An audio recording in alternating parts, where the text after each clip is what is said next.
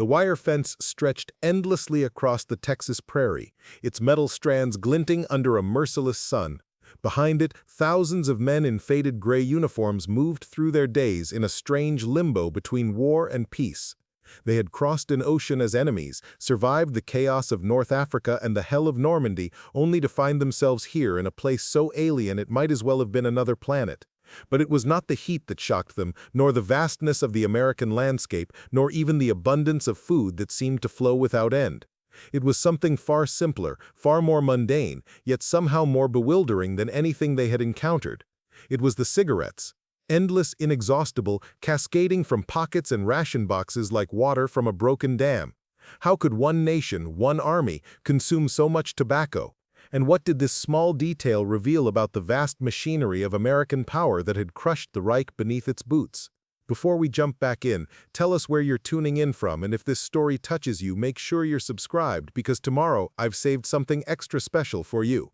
The story begins not in Texas, but in the cold autumn of 1944, in the forests of eastern France where the war still raged with undiminished fury. Sergeant Friedrich Hartmann crouched in a foxhole that reeked of cordite and wet earth, his hands trembling not from fear but from exhaustion that had seeped into his very bones. He was 24 years old, though his eyes carried the weight of a man twice that age. 3 years of fighting had carved away everything soft in him, leaving only the hard edges of survival. Around him, what remained of his company huddled in similar holes, their numbers diminished from the 120 men who had marched into Russia in 1941 to the 37 who now waited for the Americans to resume their advance. Friedrich had joined the Wehrmacht in 1940 with the same mixture of duty and naivety that had claimed millions of his generation. His father had fought in the First War, had returned with a limp and a silence that hung over their small Bavarian farm like morning fog. The old man never spoke of what he had seen in the trenches of Verdun, but his eyes sometimes carried a distance that suggested he was still there, still hearing the guns. When Friedrich received his conscription notice, his father had simply nodded, placed a hand on his shoulder, and walked away without a word. His mother had wept quietly in the kitchen, her tears falling into bread dough that would feed them through the coming winter. The training had been brief and brutal. 6 weeks of drilling, marching, learning to strip and reassemble the Kar 98K rifle until he could do it blindfolded. The instructors were veterans of Poland and France, hard men who spoke little of victory and much of survival. They taught him to dig a foxhole properly, to move through forest without snapping branches, to recognize the whistle of different artillery shells and which ones meant he needed to press himself into the earth and pray. They did not teach him how to sleep when every nerve screamed for rest, or how to eat when his stomach had knotted itself into a fist of anxiety, or how to write letters home that would not terrify his mother. Those lessons came later, written in mud and blood across 1,000 kilometers of Russian steppe. Russia had been Friedrich's education in the true nature of modern war. The textbooks and propaganda films had shown clean advances, heroic charges, and grateful populations welcoming their liberators. The reality was a nightmare of frozen ground that shattered entrenching tools, of villages burning on the horizon, of Soviet soldiers who fought with a desperation born of defending their homeland. He had seen men freeze to death in their sleep, had watched frostbite turn fingers black and useless, had learned to recognize the particular silence that fell over a position just before a Katyusha rocket barrage turned the world into shrieking chaos. The cold had been a constant enemy, more reliable than any Soviet division, creeping through every gap in clothing, stealing strength and will with patient malevolence. By the winter of 1942, Friedrich's company had been reduced to shadows. The grand offensive had stalled, then reversed, and suddenly they were retreating across the same ground they had captured months before. The supply lines that had barely sustained them during the advance now collapsed entirely during the withdrawal. Food became scarce, ammunition became precious, cigarettes once distributed regularly as part of their rations became rare treasures to be hoarded and savored. Men who had smoked a pack a day in peacetime now made a single cigarette last an entire evening, drawing the smoke deep and holding it as if it contained more than just tobacco, as if it held some fragment of the world they had left behind. The cigarette ration in the Wehrmacht had always been modest compared to what Friedrich would later witness in American hands. Each German soldier received a weekly allotment that varied depending on supply conditions, but generally consisted of 6 cigarettes per day when things were going well, fewer when they were not. The tobacco was domestic, grown in occupied territories or within Germany itself, harsh and strong. The cigarettes came in simple paper wrappings, brands like Ernte or Uno, functional rather than luxurious.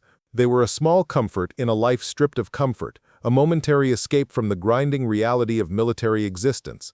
But even this meager ration became unreliable as the war turned against Germany. By 1943, as Allied bombing disrupted production and transportation, the cigarettes arrived sporadically or not at all. Friedrich learned to ration his own rations, to make 3 cigarettes last a week, smoking them down to the very end, until the heat singed his fingers. He learned to collect the butts that others discarded, to pick apart the remaining tobacco and roll it into crude new cigarettes using any paper he could find. In the depth of a Russian winter, sharing a cigarette became an act of profound generosity, a gesture that could forge bonds stronger than any oath. The retreat from Russia had been a slow hemorrhage of men and material. Friedrich's division fought a series of delaying actions, trading ground for time, falling back through Poland and into Germany itself.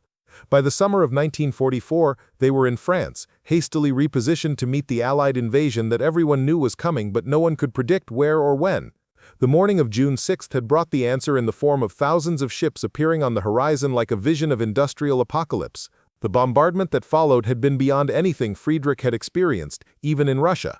The shells did not whistle, they roared. The earth did not shake, it convulsed. Men who survived direct hits were found wandering in shock, unable to hear, unable to speak, their minds shattered by the sheer violence of modern naval artillery.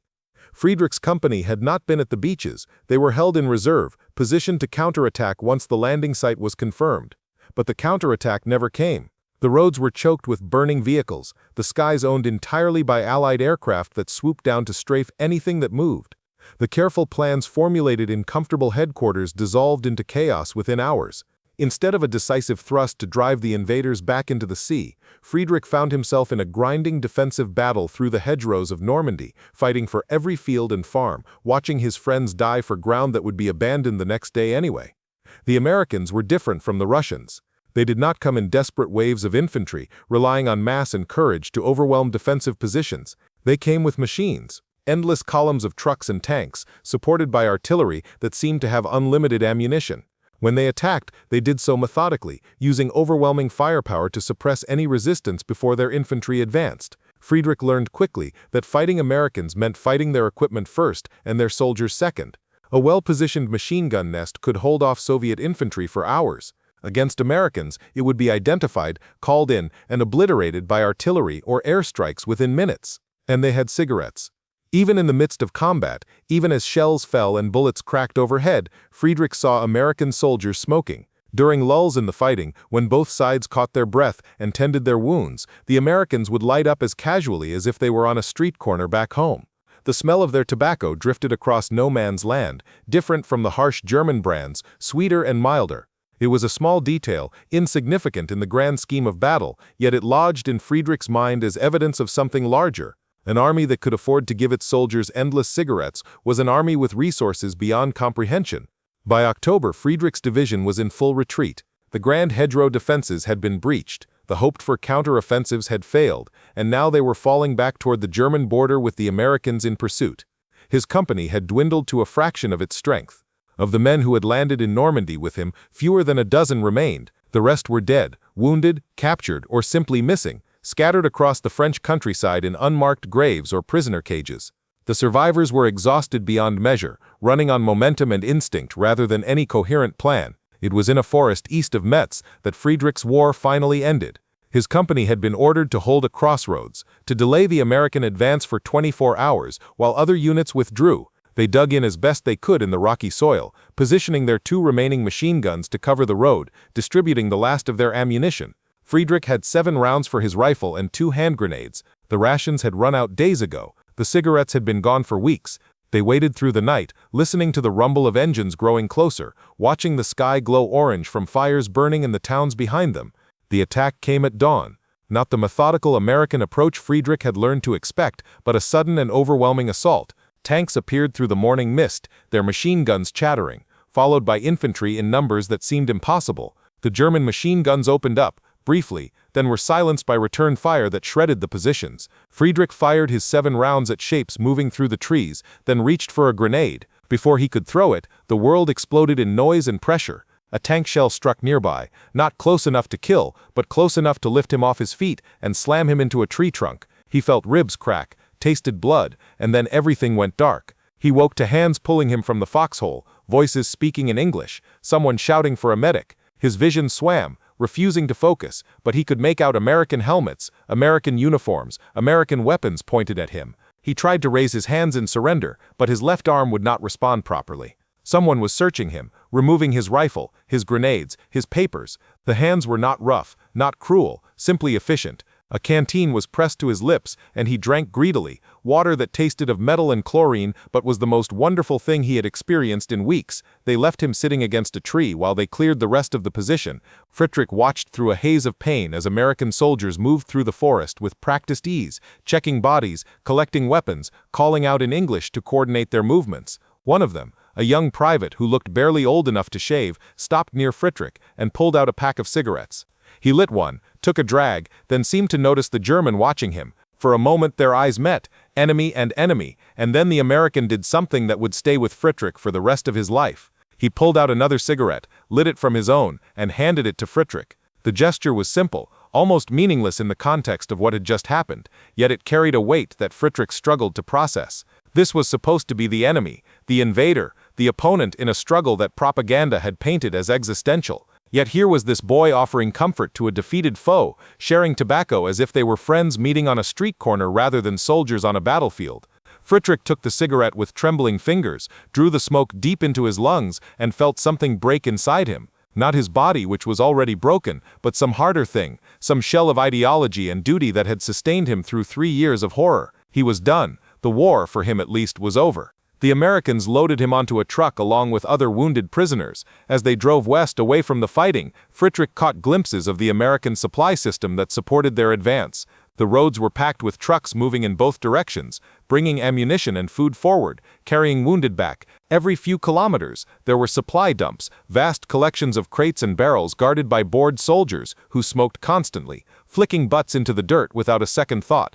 Friedrich tried to count the cigarettes he saw being smoked during that single journey, and gave up after reaching 100. It was impossible. No army could sustain such consumption. Yet here it was, undeniable evidence that he had been fighting not just soldiers, but an entire industrial system, so vast and productive that it could afford to be wasteful. They took him to a field hospital, a sprawling complex of tents where doctors moved between rows of cots with the weary efficiency of men who had seen too much suffering. A medic examined Friedrich's ribs, declared them cracked but not broken through, bandaged his arm which turned out to be dislocated rather than shattered, and gave him 2 pills that dulled the pain to a manageable throb.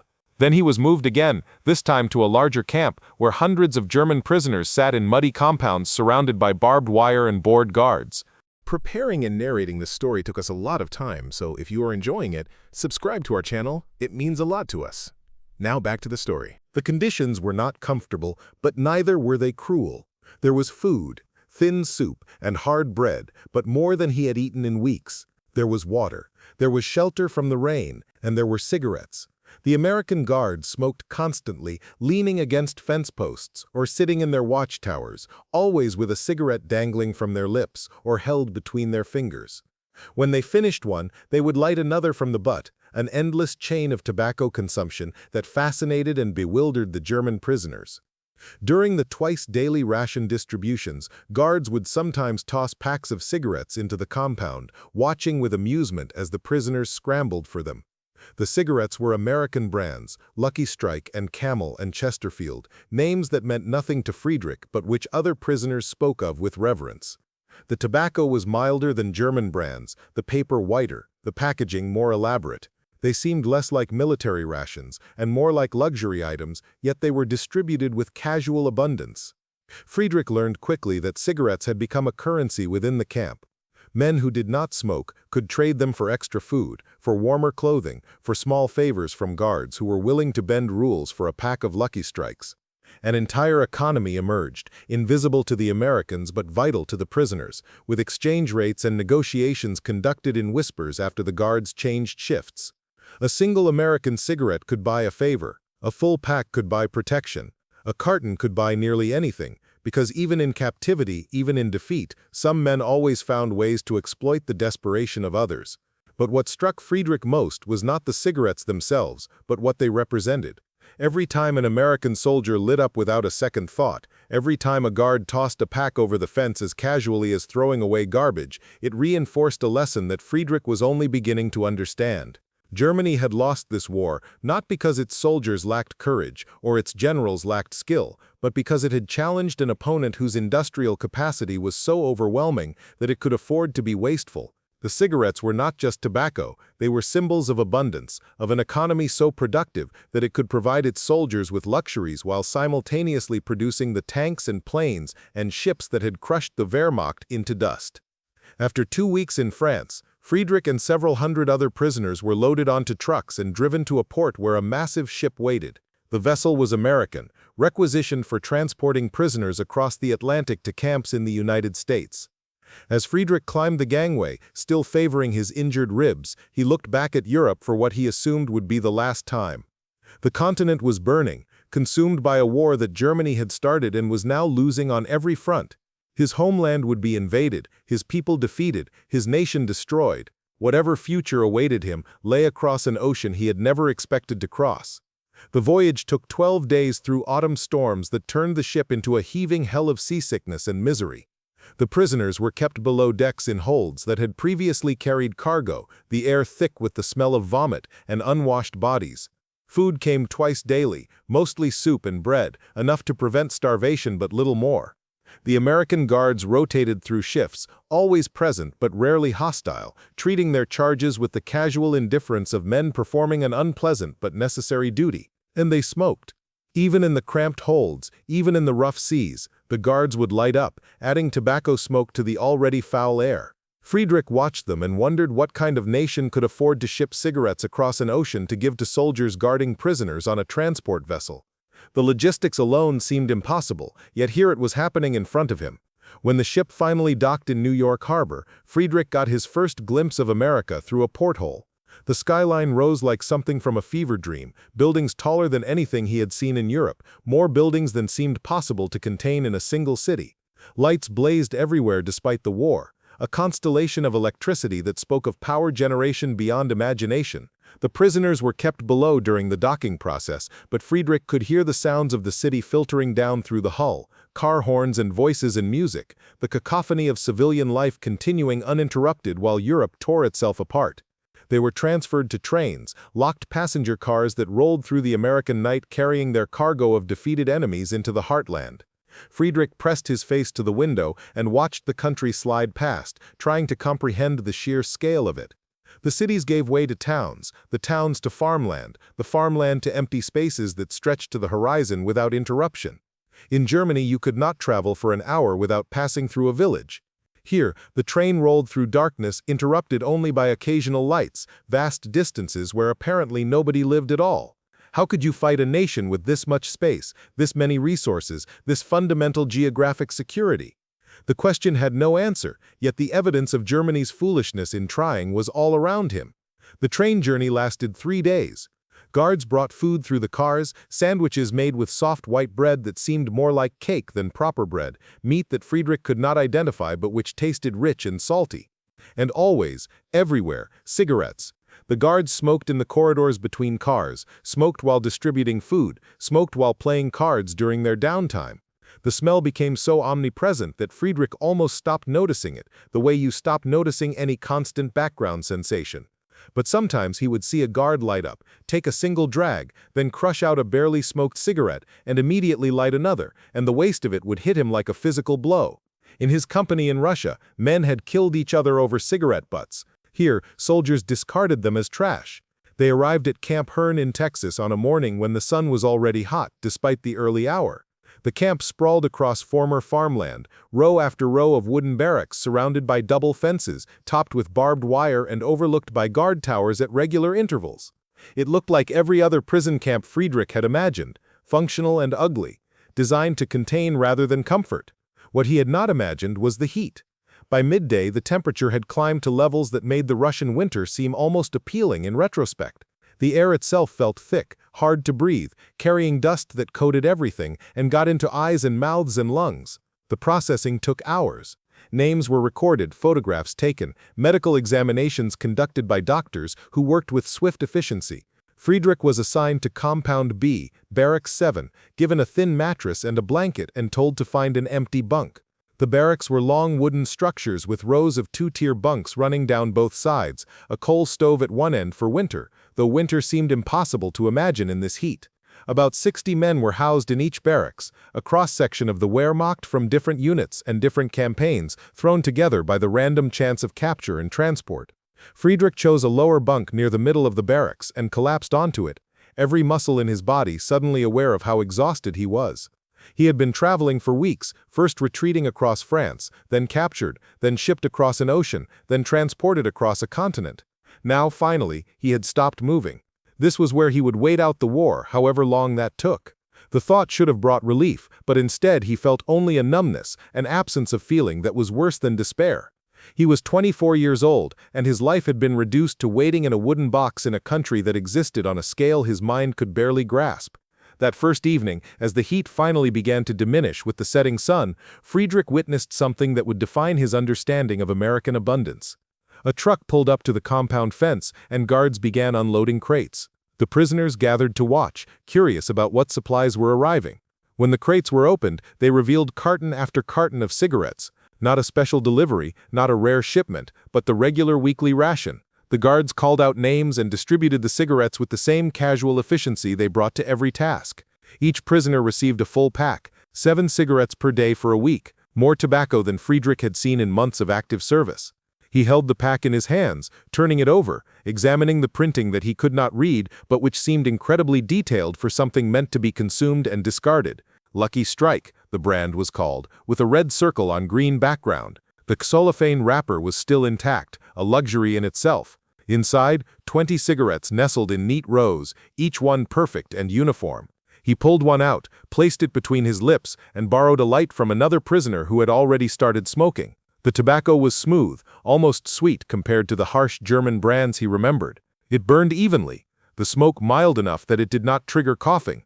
It was, Friedrich realized, a very good cigarette, and he had 19 more just like it, with another pack coming next week, and the week after that, apparently forever. Around him, other prisoners smoked and talked, their voices carrying in the cooling air. Some were old soldiers like Friedrich, veterans of Russia and Africa and France, men who had seen the war from too many angles. Others were younger, captured in their first battles, still carrying the ideological certainty that age and experience had burned out of their elders. The conversations ranged across familiar territory, speculation about when the war would end, what would happen to Germany, whether they would ever see their homes again. But increasingly, the talk turned to the cigarettes, to the abundance that seemed to define every aspect of American military life. One prisoner, a former logistics officer named Muller, who had been captured in North Africa, tried to explain the scale of American production. He had numbers, or claimed to have numbers, about factory output and shipping tonnage and industrial capacity. The figures he cited seemed impossible. Factories producing thousands of aircraft per month, shipyards launching vessels faster than Germany could sink them, farms growing more food than entire populations could consume. And cigarettes, billions upon billions of cigarettes, produced by massive factories and distributed to every soldier in every theater of war. Muller spoke with the bewildered tone of a man who had glimpsed something too large to fully comprehend, like staring at the ocean and trying to count the water. Friedrich finished his cigarette and lay back on his bunk, staring at the wooden ceiling. Tomorrow would bring work assignments, the establishment of routines, the slow adaptation to prison camp life. But tonight, in this moment between arrival and acceptance, he allowed himself to think about the journey that had brought him here. From a farm in Bavaria, to the frozen hell of Russia, to the forests of France, to this barracks in Texas, following a path that had seemed inevitable at each step, but which viewed from the end appeared insane. What had they been thinking, his generation, when they had marched off to conquer the world? Had they truly believed it was possible, or had they simply been too young to imagine failure? The cigarette ration became a daily marker of time's passage. Each morning after breakfast, each evening after dinner, Friedrich would smoke and watch the sky change colors over the flat Texas landscape. The ritual was comforting in its regularity, a small constant in a world that had been stripped of constants. He learned to make each cigarette last, not from scarcity as in Russia, but from the desire to extend the moment of peace it provided. The tobacco became a meditation aid, the smoke a visible marker of breath and time, the slow consumption a reminder that even in prison, even in defeat, moments could still be savored. But beneath the surface calm, Friedrich was beginning to understand something that would reshape his entire worldview. The cigarettes were not just cigarettes. They were evidence of a fundamental difference in philosophy and capability between Germany and America. Germany had mobilized every resource for total war, stripping civilian life to bare essentials, rationing everything from food to fuel to fabric. Even in this state of total commitment, it had been unable to match its enemies. America, by contrast, seemed to be fighting the war with only a fraction of its potential, maintaining civilian abundance while simultaneously supporting massive military operations on two sides of the globe. The soldiers smoked constantly because cigarettes were cheap and plentiful. They ate well because food was abundant. They were equipped lavishly because factories could produce faster than armies could consume. This realization did not come all at once, but gradually accumulated through 1,000 small observations: the way guards threw away half-smoked cigarettes, the waste he saw at mealtimes, food scraped into garbage bins because the portions were too large, the regular arrival of supplies, never delayed, never running short, operating with mechanical reliability. The casual attitude of soldiers who had never known want, never experienced the gnawing anxiety of wondering whether ammunition would arrive before the next attack.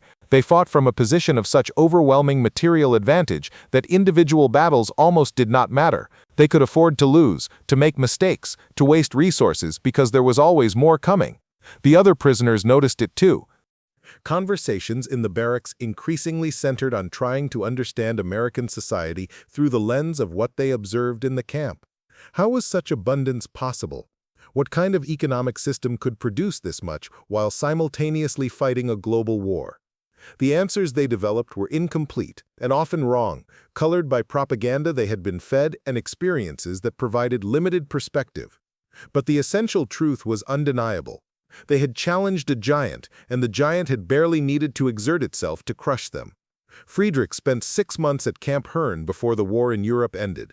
The news of Germany's surrender came through official channels, announced by the camp commandant at a morning assembly.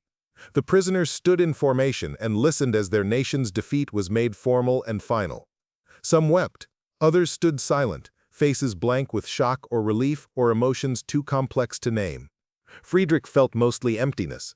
He had known this was coming since his capture, perhaps since Normandy, perhaps since the retreat from Moscow.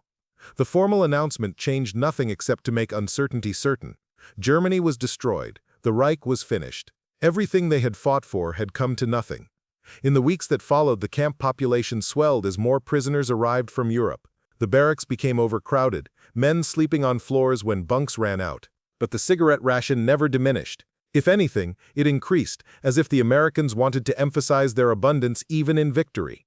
Friedrich watched new arrivals go through the same shock he had experienced: the disbelief at seeing soldiers waste cigarettes, the gradual understanding of what this waste implied. Some adapted quickly, joining the camp's cigarette economy, trading and hoarding with the skill of merchants. Others, like Friedrich, simply smoked their rations and pondered the lessons contained in each pack. The summer of 1945 was brutal, heat that made the barracks unbearable during the day and barely tolerable at night. Men sought shade wherever they could find it, working slowly at their assigned tasks, counting the hours until they might be repatriated to whatever remained of their homeland. Letters from Germany brought news that was universally grim. Cities destroyed, populations displaced, the country carved into occupation zones controlled by foreign powers. Friedrich's family farm had survived. His mother wrote in cramped handwriting, but his father had died the previous winter, succumbing to pneumonia that doctors had no medicine to treat. The news arrived 3 months after the fact, rendering grief abstract and distant. Friedrich sat on his bunk and tried to summon tears but could not. He had become numb to loss, inoculated against sorrow by an overdose of horror. What finally broke through his numbness was not tragedy but kindness. An American guard named Corporal Mitchell, a farm boy from Iowa who barely looked old enough to drive, began stopping by Friedrich's work detail to practice his broken German. Mitchell was learning the language from a handbook, butchering pronunciation with enthusiastic incompetence, and he seemed to find Friedrich's corrections helpful. In exchange for language lessons, Mitchell shared cigarettes from his personal supply, American brands that were even better than the rationed tobacco. But more than the cigarettes, Mitchell shared stories about Iowa, about farming corn and raising hogs, about a life that sounded remarkably similar to Friedrich's Bavarian childhood despite being separated by an ocean and a war. Through these conversations, Friedrich began to understand that the guard was not fundamentally different from himself. Mitchell had been drafted, had trained, had shipped overseas to do his duty just as Friedrich had. The main difference was that Mitchell's nation had won, and the victory had been built not on superior courage or better tactics, but on the simple fact that America could afford to give its soldiers unlimited cigarettes while Germany could barely feed its troops. The inequality was so vast, so fundamental, that individual virtue became almost irrelevant. As summer turned to autumn and the heat finally began to break, repatriation plans slowly took shape.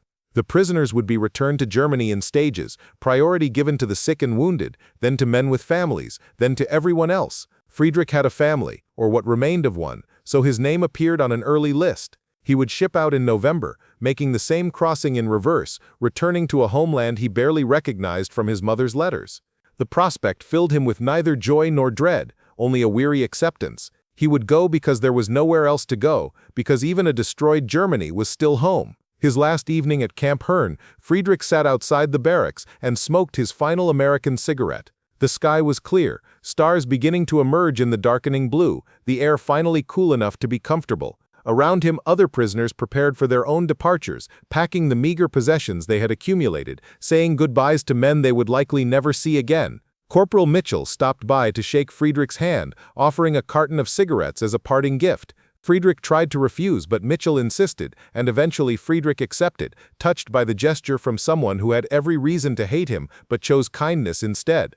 The next morning, Friedrich boarded a truck that would take him to the train that would take him to the ship that would carry him home. As they drove through the camp gates for the last time, he looked back at the barracks and guard towers and fences that had contained him for nearly a year. It had been a prison, but not a cruel one. It had been a lesson, though he was still parsing what exactly he had learned. And it had been, in its strange way, a kind of sanctuary, a place where the war could not reach him, where he had been kept safe while his country collapsed and burned. The voyage home was nothing like the voyage out. The ship was crowded beyond reason, thousands of prisoners packed into holds with minimal sanitation and less food. The American abundance that had characterized the camp disappeared entirely, replaced by the harsh reality of a defeated nation receiving only what its conquerors chose to provide. Men grew sick from the overcrowding and the rolling seas. The smell became unbearable, a mixture of vomit and waste and despair that no amount of ventilation could dispel. Friedrich spent most of the crossing on deck when the guards allowed it, breathing fresh air and smoking Mitchell's cigarettes while watching the Atlantic roll past. They landed in Bremerhaven in late November, stepping onto docks that Friedrich remembered as bustling hubs of commerce and finding instead ruins. The city had been bombed repeatedly, its buildings reduced to hollow shells, its streets filled with rubble. The prisoners were processed through temporary facilities, given papers that identified them as former POWs, and told to make their own way home. No transportation was provided, no rations beyond a single day's bread. They were simply released into a destroyed country and left to figure out survival on their own. Friedrich began walking south, joining thousands of others on roads clogged with refugees, displaced persons, and defeated soldiers trying to reach homes that might no longer exist. The journey took 3 weeks of sleeping in barns and bombed-out buildings, of begging food from farmers who had little to spare, of watching the full extent of Germany's destruction unfold with every kilometer. Cities were gone, simply erased from existence. Villages stood empty, their populations fled or dead. Fields lay untended, forests stripped for firewood, bridges blown up by retreating armies or advancing ones, it hardly mattered which. When he finally reached his family's farm in early December, Friedrich found it smaller than he remembered, shrunken by time and distance into something almost pathetic. The house still stood, though repairs were clearly needed. The barn had partially collapsed, the fields were winter bare, but showed signs of having been planted and harvested, life continuing in diminished form despite everything. His mother emerged when she heard footsteps, older than seemed possible in just 5 years, her hair gone completely gray, her face carved with lines of worry and grief. She stared at him for a long moment, as if unsure whether he was real or ghost, and then she was embracing him, weeping into his shoulder, repeating his name like a prayer. That first night home, sitting at the kitchen table that had stood in the same spot for 3 generations, Friedrich pulled out his last American cigarette. His mother watched as he lit it, her expression curious. "Where did you get that?" she asked, and Friedrich found himself telling her about Camp Herne, about the cigarettes that arrived every week without fail, about the casual abundance of an enemy that could afford to be generous to its captives while simultaneously destroying their nation. His mother listened in silence, and when he finished, she said something that would stay with him forever. "We fought the wrong war," she said quietly. We fought with passion and received cigarettes. They fought with cigarettes and destroyed our passion. In the months and years that followed, as Germany slowly rebuilt from its ashes, as the occupation hardened into division, as the Cold War drew new battle lines across the ruins of the old conflict, Friedrich would often think about the cigarettes.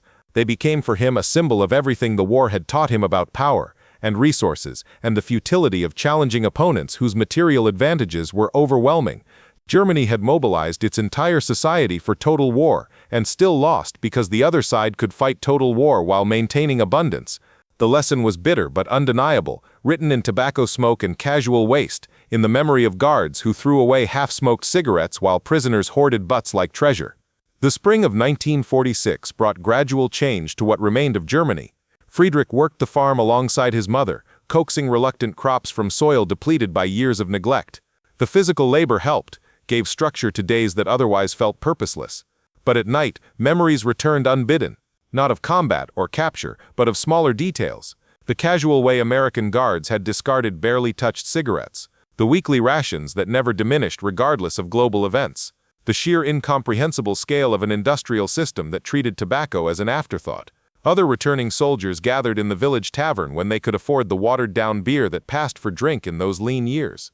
Their conversations circled familiar territory, trying to make sense of defeat, searching for explanations that might restore some dignity to their suffering. Some blamed leadership, others tactics, a few whispered about betrayal from within. Friedrich listened but rarely spoke. He had learned something in Texas that most of them had not yet grasped. Germany had not lost because of mistakes or treachery. It had lost because it challenged an opponent whose productive capacity was so vast that the outcome was never truly in doubt. The cigarettes haunted him as evidence of this truth. In careful calculations performed during sleepless nights, Friedrich tried to estimate how many cigarettes the American military had distributed during the war. The numbers became astronomical, meaningless in their magnitude. Billions upon billions, an amount that represented not just tobacco but the factories to produce it, the workers to staff those factories, the transportation networks to distribute the product, the agricultural base to grow the raw materials. And this was merely cigarettes, the smallest and least important part of military logistics. If America could afford such abundance in tobacco, what did that suggest about its capacity for tanks, aircraft, ships, ammunition? By summer, letters began arriving from other former prisoners, scattered across what had been the Reich. Men Friedrich had known at Camp Herne, sharing news of their adjustments to civilian life or lack thereof. Many struggled with the transition. They had returned to find homes destroyed, families scattered, economies collapsed. The Germany they had left in 1940 or 1941, confident and ascending, no longer existed. In its place was a wasteland of rubble and hunger, occupied by foreign armies, divided into zones that would eventually harden into separate nations. The future they had imagined, the victory they had fought for, had been replaced by something none of them recognized. Yet within these letters, a pattern emerged that Friedrich found both disturbing and inevitable. Almost every correspondent mentioned the cigarettes, not as the main topic, but as recurring detail that seemed to have lodged in their memories the way it had in his. The abundance, the waste, the casual American attitude towards something that had been precious and rare in Wehrmacht service. It had become shorthand for a larger lesson about miscalculation and hubris. They had gone to war believing in German superiority, in the strength of will and discipline. They had discovered instead that will meant nothing against industrial capacity. One letter came from Müller, the former logistics officer who had tried to explain American production figures back in the camp. He had returned to Hamburg, or what remained of it, and found work helping to coordinate food distribution through the British occupation zone. His letter was filled with numbers, ration calculations, transport schedules, the minutiae of keeping a shattered population alive through another winter. But at the end, almost as an afterthought, he included a calculation that made Friedrich's chest tighten. Based on occupation records, the American military had distributed approximately 100 billion cigarettes to its forces during the European War. 100 billion. The number was so large it lost meaning, became abstract, yet Müller insisted it was conservative, likely undercounting by a significant margin. Friedrich showed the letter to his mother, pointing out Müller's calculation. She read it slowly, her lips moving slightly as she processed the words, then handed it back without comment. That evening, as they sat by the fire that provided their only heat, she finally spoke. "Your father used to say that the First War taught him never to underestimate France. He said that mistake cost Germany everything." She paused, staring into the flames. This war taught you never to underestimate America. I hope it was the last lesson your generation needs to learn. The occupation forces maintained their presence through 1947, American soldiers stationed in the western zones, British in the north, French in the southwest, Soviets in the east. Friedrich occasionally saw American troops when he traveled to nearby towns for supplies or trade. They looked young, impossibly young. Boys really, far from home, and clearly bored with occupation duty. They smoked constantly, of course, leaning against jeeps or sitting on walls, filling the air with tobacco smoke that smelled different from German brands, sweeter somehow, less harsh. Sometimes they would offer cigarettes to German civilians, gestures of casual generosity that carried complex undertones of charity and condescension. He accepted once, from a soldier who could not have been more than 19, and smoked it while walking back to the farm. The tobacco was smooth, the paper fine, the experience pleasant in a way that made him angry without quite understanding why. It was just a cigarette. It meant nothing. Yet it represented everything, this small tube of compressed tobacco leaves that spoke volumes about the gulf between victor and vanquished, between abundance and scarcity, between the nation that could afford to give and the one that could only receive. By 1948, the occupation was evolving into something more permanent. The Western zones were combining into what would become the Federal Republic, while the Soviet zone hardened into the German Democratic Republic. The temporary division was becoming permanent, another consequence of a war that kept producing consequences long after the fighting stopped. Friedrich's farm lay in the American zone, which meant relative stability, access to Marshall Plan aid, slow but steady economic recovery. Others were not so fortunate. Letters from friends in the Soviet zone described harsh conditions, reparations extracted with ruthless efficiency, factories dismantled and shipped east as compensation for the destruction Germany had inflicted on Russia. The cigarettes became a unit of currency in these divided zones. American brands could be traded across borders, used to bribe officials, exchanged for goods that official channels could not provide. A carton of Lucky Strikes was worth more than a month's wages in the Soviet sector, could buy information or passage or silence. The black market that emerged in Berlin, that divided city in the heart of a divided nation, ran partly on tobacco, American tobacco specifically, because it was recognizable, difficult to counterfeit, and universally desired. What had been a symbol of American abundance became a tool of survival in the ruins of the Reich. Friedrich never participated in this trade. He smoked his occasional cigarettes, purchased when he could afford them from the new shops that were slowly reopening, but he did not hoard or deal. Something in him recoiled from the idea of profiting from the very symbol of his nation's defeat. Let others make their fortunes on American tobacco. He would rebuild the farm, marry eventually, raise children who would never know the horror he had witnessed, try to construct something decent from the wreckage of failed ambitions. The Korean War began in 1950. Distant thunder from another continent where America was again demonstrating its capacity to fight on someone else's territory while maintaining prosperity at home. Friedrich followed the news with detached interest, noting how quickly the Americans mobilized, how vast their resources seemed even after demobilizing from the World War. Some Germans quietly hoped America would exhaust itself in Asia, would discover the limits of its power and wealth. Friedrich knew better. He had seen the cigarette rations at Camp Hearn, had witnessed the casual waste that spoke of bottomless reserves. Korea would not break America any more than Germany had. His mother died in 1952, passing quietly in her sleep after years of declining health. Friedrich buried her in the village cemetery next to his father, 2 more casualties of a war that had killed them slowly rather than quickly. He was alone now, 28 years old and feeling 50, owner of a small farm that produced enough to live on but little more. Marriage seemed distant, children even more so. What woman wanted a former soldier with nothing to offer but hard work and memories he could not speak about? Yet life continued, because it always did. The farm required tending regardless of mood or memory. Seasons turned. Crops grew or failed based on weather and effort. The new West Germany found its footing, began to prosper in ways that seemed miraculous to those who remembered the rubble of 1945. The economic miracle, they called it, built partly on American aid, partly on German industriousness, partly on the determination of a generation to forget the past by building the future. Friedrich participated in this miracle only peripherally.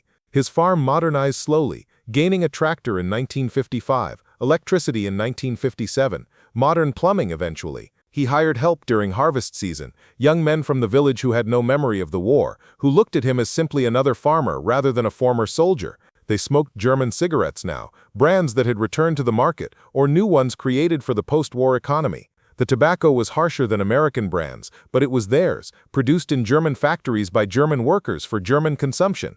In 1958, Friedrich finally married. Anna was a widow whose husband had died in the final days of the war, leaving her with a daughter and a small house in the village. The marriage was practical rather than romantic, an alliance of convenience that gradually warmed into something deeper. She asked once about his war, about where he had been and what he had done. He told her the basic facts: capture in France, imprisonment in Texas, return in 1945. When she pressed for details, he mentioned the cigarettes, the endless American cigarettes that had shocked him more than anything else about his captivity. She looked puzzled, unable to understand why tobacco would matter, and he realized that the lesson was his alone, incomprehensible to those who had not witnessed it firsthand. They had a son in 1960, named him Hans, after Friedrich's father. The boy grew up on the farm, learning to work the land as Friedrich had, but with opportunities Friedrich never possessed. Education was free now, encouraged rather than restricted to the privileged. Hans could attend university if he chose, could become something other than a farmer if he wanted. The future was open in ways that Friedrich's generation had never experienced, and he was grateful for this even as it reminded him of all the years wasted on wars that had closed rather than opened possibilities. The cigarettes appeared one last time in Friedrich's life in a way that brought the circle closed. It was 1975, 30 years since the war's end, and Hans was preparing to travel to America for university, accepted to a program in agricultural sciences.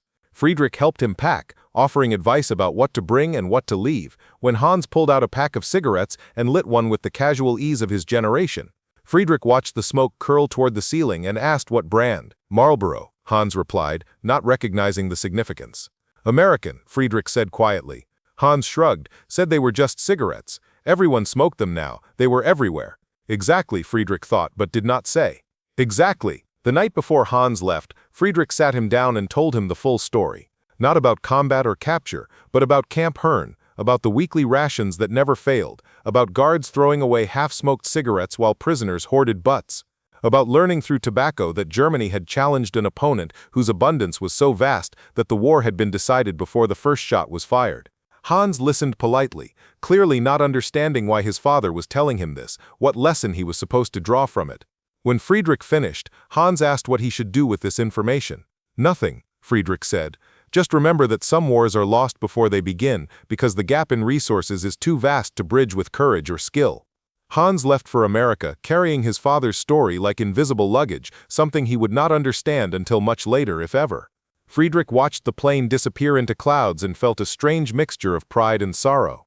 His son was going to the nation that had defeated his father's generation, going freely and openly, welcomed rather than feared. The cigarettes that had once symbolized impossible abundance were now just cigarettes, available in any German shop, produced in quantity that would have seemed miraculous in 1945. The war had ended, truly ended, not just in treaties, but in the erasure of the gaps that had made victory inevitable. Friedrich died in 1987, 2 years before the Berlin Wall fell, before the final chapter of the war's legacy concluded. He passed quietly, another old soldier joining the millions who had preceded him, carrying memories that would die with his generation. At his funeral, Hans spoke briefly about his father's life, mentioning the war but not dwelling on it, focusing instead on the farm, the family, the quiet dignity of a man who had rebuilt from nothing. The cigarettes were not mentioned. They had become too ordinary to warrant comment, too integrated into normal life to signify anything beyond themselves. But in a box of his father's papers, Hans found a carton of American cigarettes, unopened, the cellophane yellowed with age but still intact. Lucky Strike, the label read, the same brand Friedrich had received at Camp Herne 40 years earlier. Hans held the carton, trying to understand why his father had kept it, what it meant to him. The cigarettes inside would be stale beyond smoking, worthless except as artifacts of a vanished time. Yet Friedrich had preserved them through decades, moving them from house to barn to attic, never opening them, never throwing them away. Hans eventually donated the carton to a local museum that collected war memorabilia. It sits now in a climate-controlled case, labeled as an example of American military rations during the occupation period. Visitors walk past it without stopping, their attention drawn to more dramatic exhibits, uniforms and weapons, and photographs of destruction. The cigarettes are too ordinary, too mundane, too small to capture attention in a museum dedicated to grand narrative and dramatic turning points. Yet Friedrich would have understood their placement perfectly. The war had been won and lost not in dramatic battles, but in the accumulated weight of small things. Cigarettes represented the gap in industrial capacity that made defeat inevitable. Their preservation in a museum case represented the transformation of that gap from crushing disadvantage to historical curiosity. The carton sat silent and ignored, containing within its yellowed packaging the entire lesson that Friedrich had spent 40 years trying to articulate. The cigarettes had taught him what battlefields could not. That wars are fought with resources before courage, with factories before soldiers, with the ability to be wasteful because abundance is so vast that waste does not matter. Germany had mobilized everything and still fallen short. America had fought while smoking, had won while being casual about victory, had demonstrated that true power lies not in what you preserve, but in what you can afford to discard. This was the story the cigarettes told, written in tobacco and paper and cellophane. A story about miscalculation and hubris, about challenging opponents whose advantages were fundamental rather than temporary. A story that Friedrich carried from a Texas prison camp to a Bavarian farm, from defeat to reconstruction, from youth to old age. A story contained in the simple fact that American soldiers smoked so many cigarettes, and German prisoners never knew such abundance was possible until they saw it with their own eyes and understood, finally, what they had been fighting against all along. Up next, you've got 2 more standout stories right on your screen. If this one hit the mark, you won't want to pass these up. Just click and check them out.